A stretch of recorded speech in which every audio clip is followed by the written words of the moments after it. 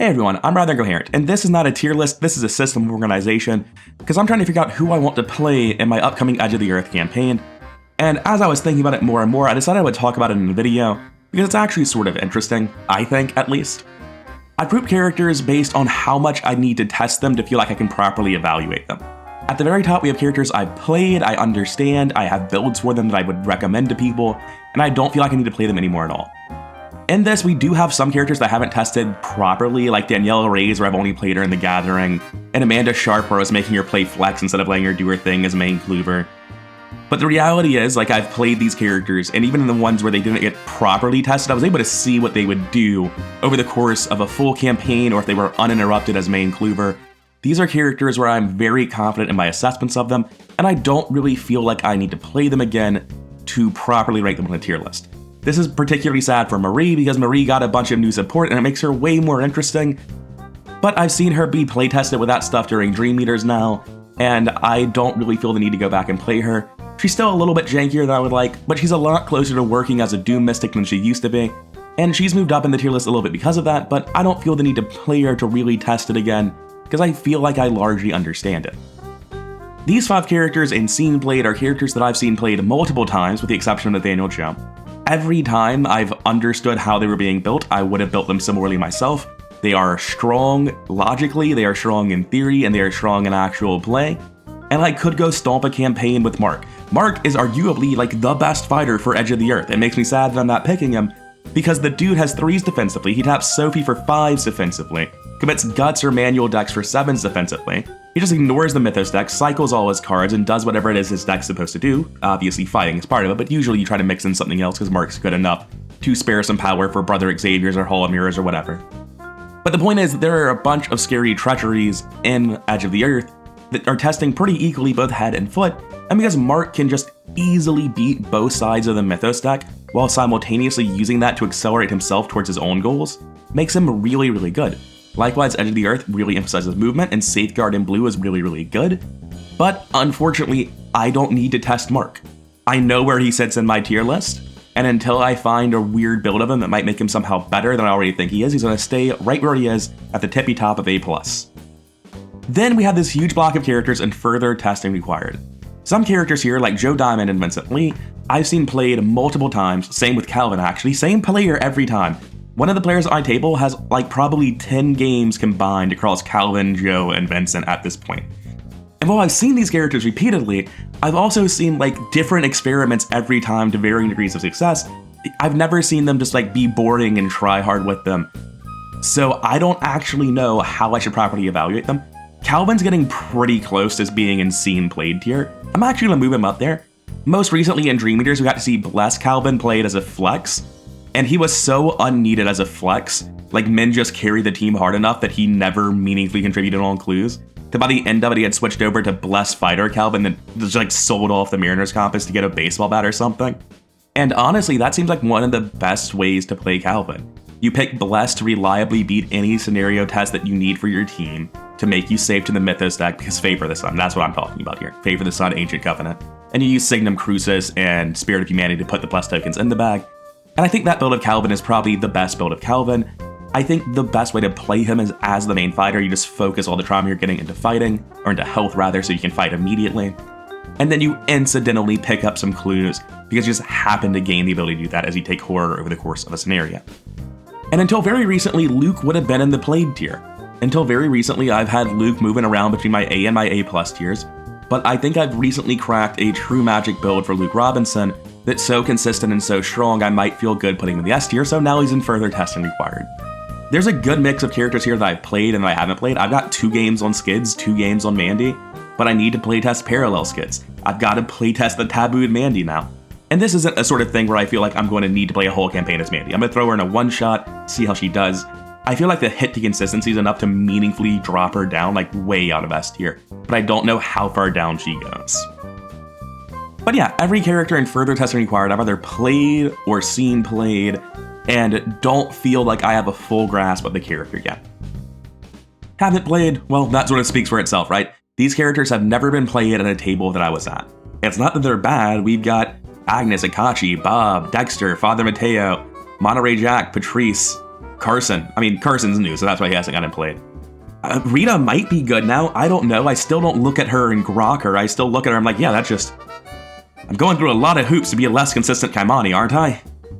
But regardless, these are characters where I need to play them because I don't have any informed opinions on them right now.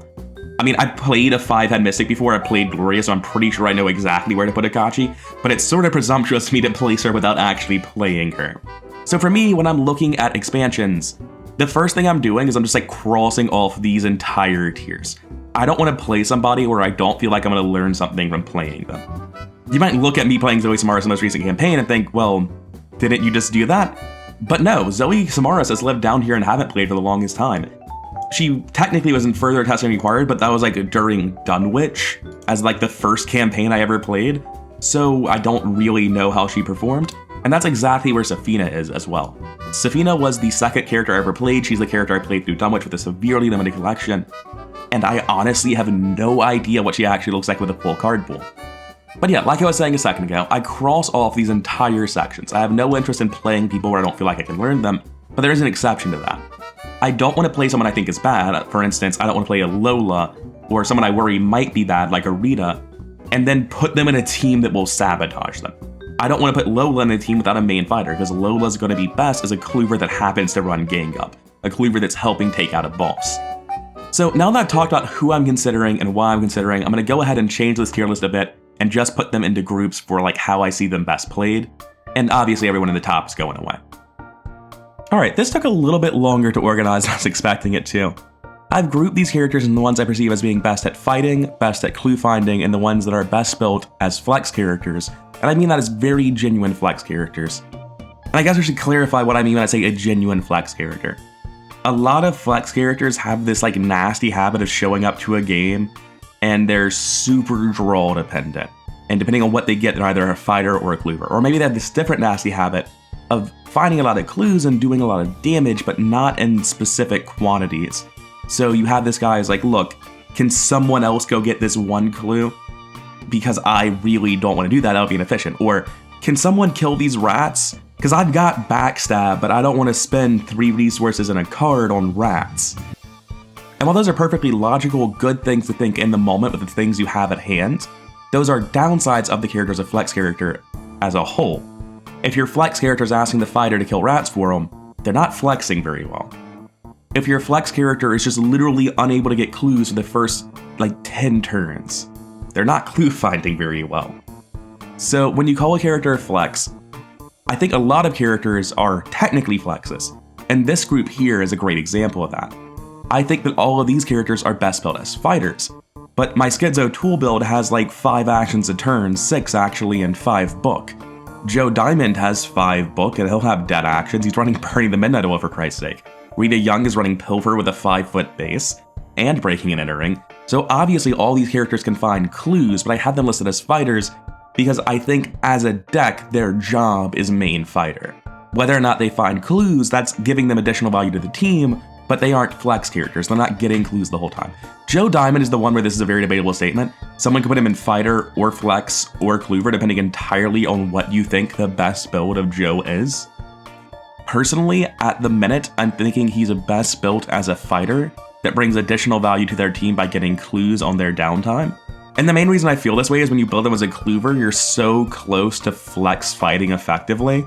But if you try to build them as a real flex character that actually consistently fights, you find that you're just super vulnerable to the Mythos deck because you can't really fit fighting and clue finding and Mythos resilience into a Joe deck with his stat line and his card pool. So for me personally, I find you can build a reliable fighter that resists the Mythos deck and then incidentally gets some clues along the way, and that's how I feel most comfortable with him at this point, having seen him played in a lot of different ways. I should mention that I don't have parallel characters here. I'm not ranking parallels on my tier list anymore because of the mix and match stuff you get with their cards. I'm just ranking the entire character, parallel and non-parallel, and a mix and match, according to what I think their strongest variant is, which for Agnes I actually believe to be Vanilla Agnes, although parallel is very close and very cool. I do think just like normal fighter Agnes is probably a slightly stronger character.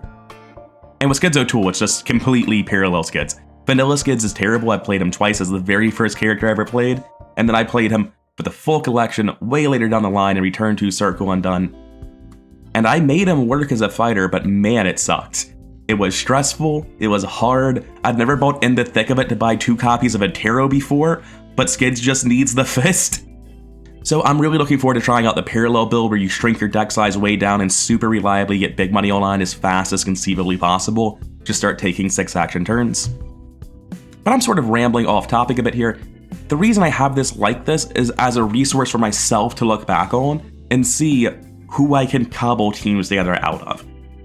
And I don't want to make a flex character alongside a fighter. I want to use double flex. I want to make a fighter alongside a cleaver, and this is a great way for me to just visualize what I'm looking at, who I'm picking my teams from. For Edge of the Earth, there are 2 things that define that set for me. The first is obviously that there are very large maps. I don't particularly think that makes Ursula or Monterey better, to be honest. For me to believe those things, I have to believe that their abilities are hard to trigger in normal campaigns. And I don't really think that's true. I think they're hard to trigger in like Forgotten Age, where the Explore deck is interrupting you. I think there are specific scenarios that are bad for their abilities. But I don't think their abilities really get better if you have a huge map. However, the big maps do mean something. It means all of these purple characters get a lot worse, because purple has terrible, terrible movement tech. Green characters can just get more actions, blue characters can run Safeguard, red characters can run Track Shoes, or find something in their off colors sometimes. Red aren't great at it either, honestly. Seekers obviously are Seekers. They have a million ways to move because for some reason, amongst their like 4 or 5 different specialties, movement is one of them. Draw is another. They just specialize in the basic actions that you have to do to win the game. It's kinda good. But Mystics specialize in very reliably compressing a lot of clues or damage into one action and using their head for every action they take, but moving around from location to location can be kinda miserable on them. The exception being Luke Robinson, of course. Luke Robinson not only has access to yellow for their movement tech, but also has access to Gatebox. If Gloria were here, she'd also be worth a mention. If Marie were here, she'd also be worth a mention. Just because they can get a little bit more movement power, especially Gloria with her access to level 1 Seeker being able to buy Pathfinder. That's not true, she can't take yellow assets, can she? It's been a while since I played Gloria. Yeah, no, Gloria can't take yellow assets, but she can still take Shortcut just like Marie. She still gets a little bit of help, just not too much. But to get back on track, all the non-Luke purple characters are going to have a really hard time on Edge of the Earth by the nature of the map size. And the red characters that aren't running Track Shoes, so these 3 really, are really going to have a hard time as well because they lack that movement compression that can really help on the big maps. Blue characters, if they're running Safeguard, should be fine. Green characters should be fine. Seekers should be fine. Luke Robinson, never going to have a problem. The other thing I think of with Edge of the Earth, and I don't know how accurate this is, but to my memory, Edge of the Earth has a really even split of head and foot treacheries, and they both messed you up. You really want to have good stats on both fronts, and that's why my initial thought when I start thinking about Edge of the Earth is what fighter can I pair with Safina? Because Safina's going to be great against the Mythos stuff. So one thing I'm considering is like Agnes Baker fighter, Safina Kluver, but they both don't really have a lot of movement tech. Safina's one of the rogues that really doesn't want to run Leo that much, because she's mostly trying to just like play a couple of events each turn and move. If you get a Leo, you're really reliant on that like once per turn card draw and once per turn resource gain. You need those to keep fueling your events. And Leo isn't necessarily even the ally you want. You want Chuck, you want Lola. Leo's a bit hard to fit in Safina. In addition, it's just kind of jank in Safina. Generally speaking, the more basic your actions are, the better Leo gets. The more complicated you are, the worse he gets. Winifred being the exception because she's drawing the fuel to use Leo, but then again, she has other people she wants to run as well. Green does have a couple of really strong allies, and Leo's only one of them.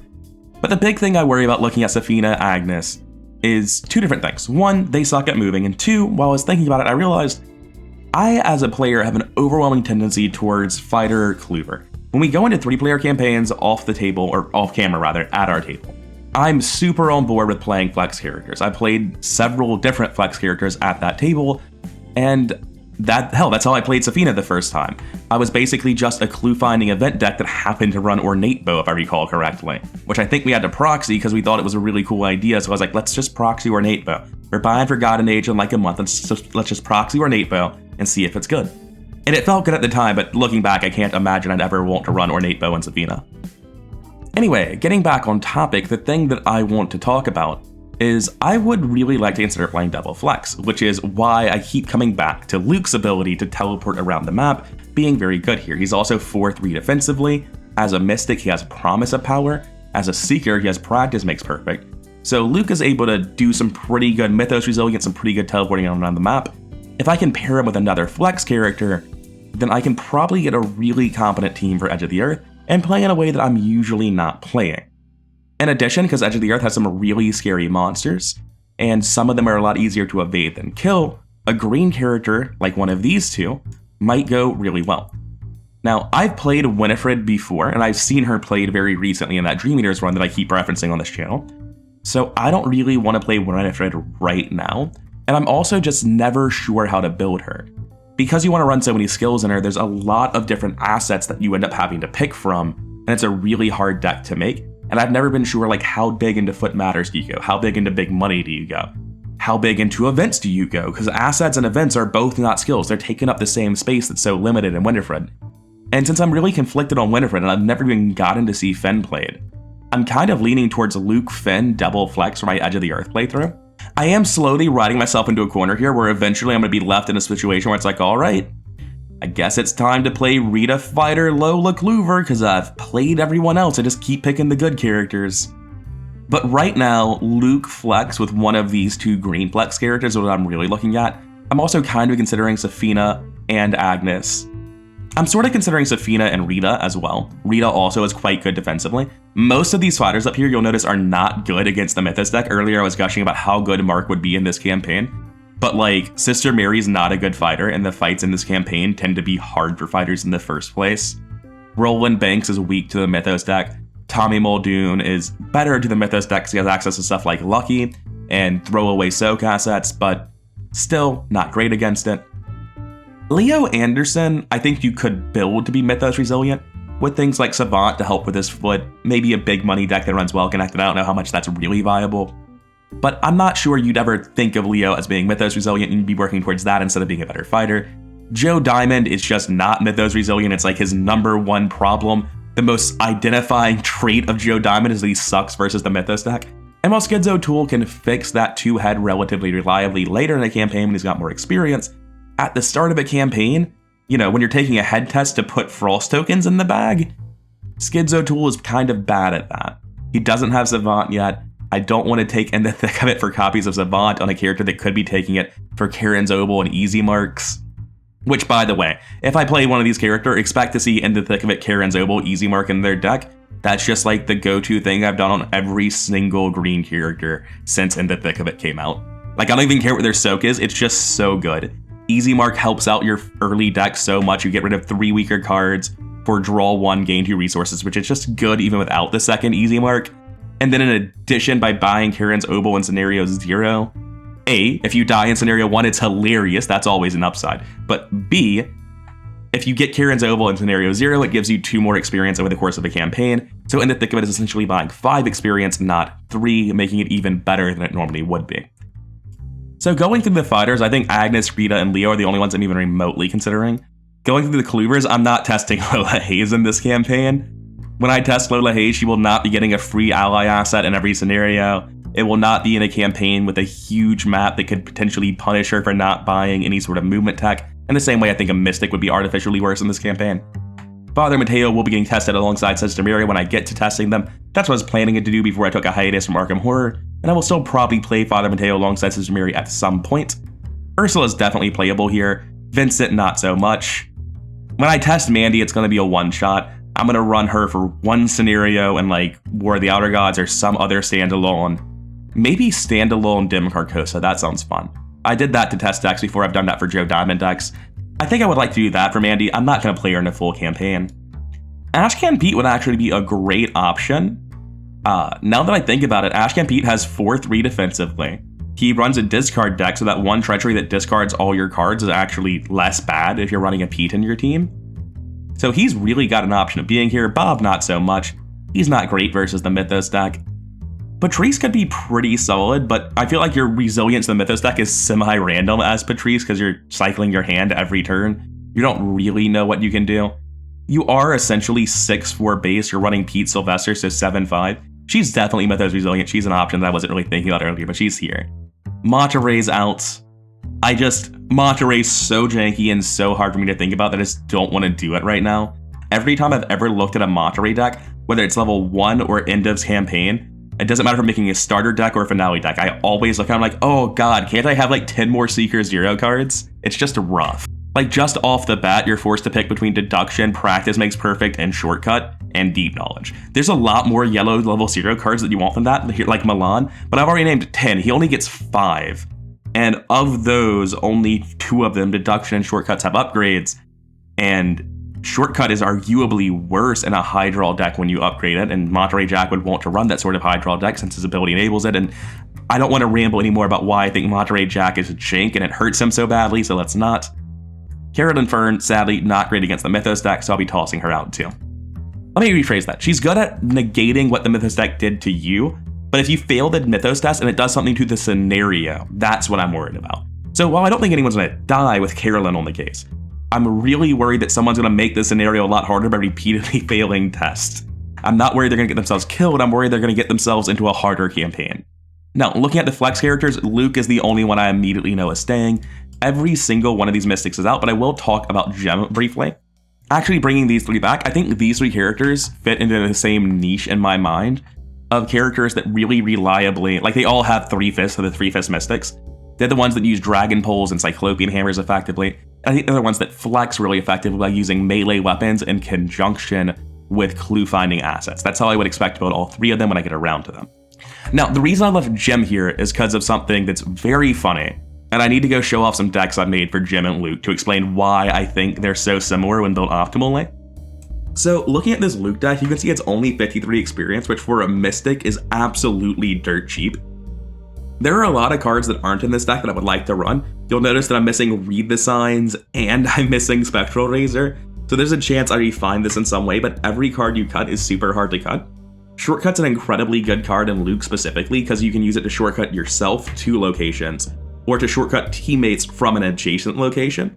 Both of those are just really cool abilities. If you're gateboxing across the map while you're in the gatebox, you can shortcut anyone on the map somewhere else. It's really specifically good in Luke, which is why I have it here over those purple events, but that's not what we're here to talk about. I want to talk about what the deck actually does, what I think Luke is specifically good at.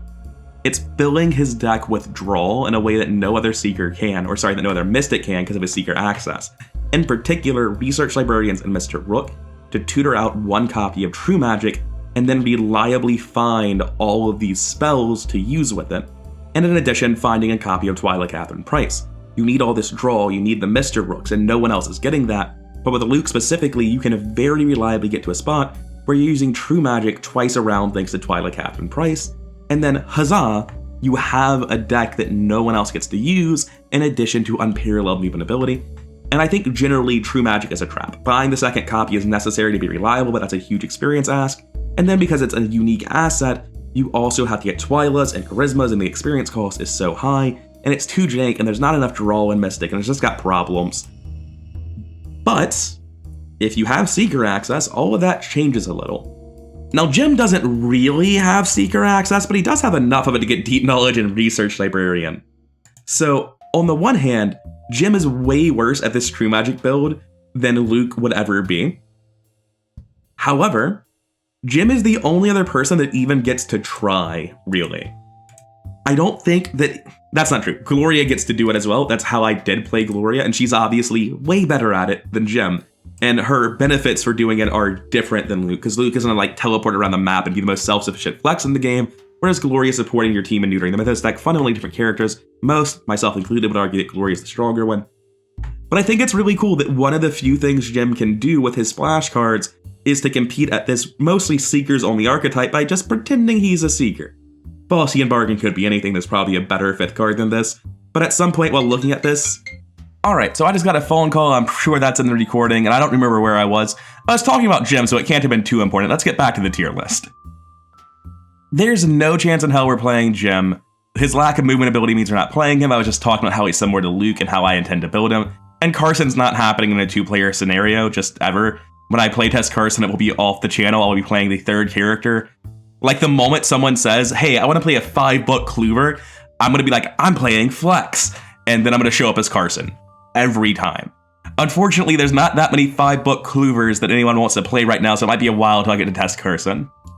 Which brings us to the final people that I'm really considering for Edge of the Earth. I'm considering bringing Agnes, Rito, or Leo as my fighter. And honestly, looking at these two, Leo's not making it. Leo's not the one that I want to play. Again, I'm considering playing double flex with the green character and Luke, and I don't think it would be Winifred. I feel like I want to theory craft Winifred more. I want to look at more decks on Arkham DB.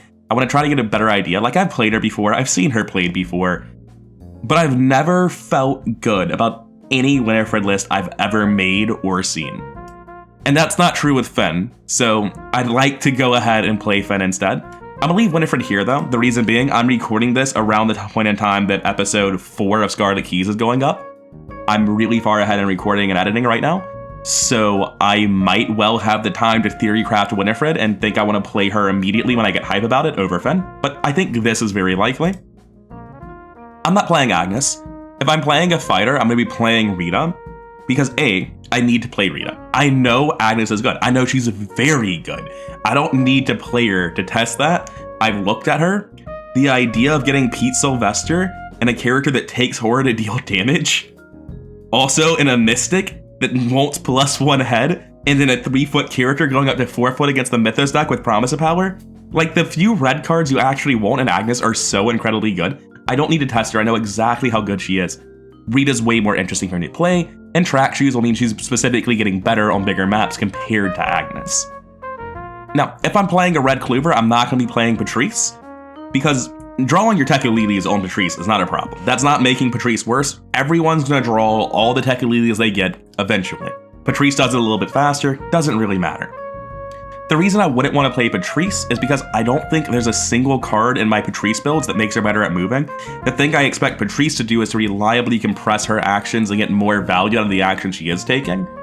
But because she doesn't get better at movement, that same reason I don't want to play these Mystic characters is the same reason I didn't pick Agnes. I'm not going to pick Patrice.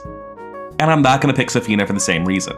So even though I started this talking about Safina Agnes, that's part of the reason I thought that it's interesting to make a video out of this, is because my process of picking characters is going to change. My initial impressions are not going to be my final decisions. And I just wanted to show off like who I'm considering playing in future campaigns while I go over the process of how I pick my investigators to begin with. Which didn't need to be a whole video. The process I pick my investigators by is the following.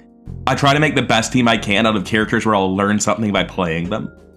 And the thing I expect to learn when I play Luke is that I want to learn if I can put him in S tier with his awesome True Magic build. I want to know if he's as self-sufficient and powerful and reliable as I think he is if you get that build and it works. Or if he's just going to stay somewhere in high A+. Because in my heart, Luke is an S tier character. There are two characters that are regularly not an S tier when I'm moving characters around on my own time on my own tier list. Those are Luke and Mark. And in my heart, they're S tier characters. It breaks my heart every time I put them somewhere else. And unlike Mark, I really do think Luke stands a chance of getting into my S tier. At some point, I'll make an entire video on the subject of Guardians and fighting as a role, and why killing enemies good will never get someone into the S tier. It's why Tony is the only dedicated fighter in my S tier, because he gets 6 action turns and he has 5 books, so after he finishes murdering everyone, which he will, by the way, he's going to kill them all and have time to spare, he'll just go ahead and get some clues too. And also, he can't die to the Mythos deck because his Infinite Soak and well-connected, so like, yeah, that's why Tony gets to be in the S tier and none of the other fighters do. And I'll make an entire video about that problem, because it really is a game design problem and a deck building philosophy that I have that I've never really put into a video where I specifically talked about it before, but I'm rambling off topic. This is what I'm really considering from. And honestly, I haven't done Survivors Only, and I think if I played Ursula here and then rated her highly, I'd always worry that she was better in Edge of the Earth, because the one time I've seen her was also in Edge of the Earth. And so I think at the end of it, these are the decks that I'm considering. I'm considering running Survivors Only, Rita Young Fighter, Ashcan Pete Kluber, because Rita Young is a fighter, is going to help with the clue game. She's going to get some movement compression out of track shoes. She's a character I want to test. She can evade the enemies that you're not supposed to kill, and that's going to be a nice thing to have access to. And then Ashcan Pete has unparalleled movement compression, and is just generally resilient to the Mythos deck, and is a character that I want to playtest again because I've only played him once in Dream Eaters with a like slightly limited deck collection and new cards come out, and I really want to test Ashcan Pete and see how good he really is, because I know he's good, I know he's very good, but I don't know whether he's in my A+ tier or high in my B tier. I need to refresh my memory with a more optimal build. And then we have Double Flex with Luke and a rogue that is good at dodging. Unclear which just yet. And I'm not sure which of these two things I'll be taking as my final team. They're both very interesting. And while I'm not going to put it up to like a vote or anything, I do think it's highly likely that whichever team we don't see here, we will still see in the future, or at least a team very similar to it. Anyways, that's it for now. I just wanted to go through the team building process that I use, how I'm picking my investigators these days, who's being considered for Edge of the Earth, all that jazz. I've been rather coherent. I hope you enjoyed listening to this theorycraft rambling of mine. If you did, like, comment, subscribe, all that stuff really does help the channel grow. And I'll see you in the next one.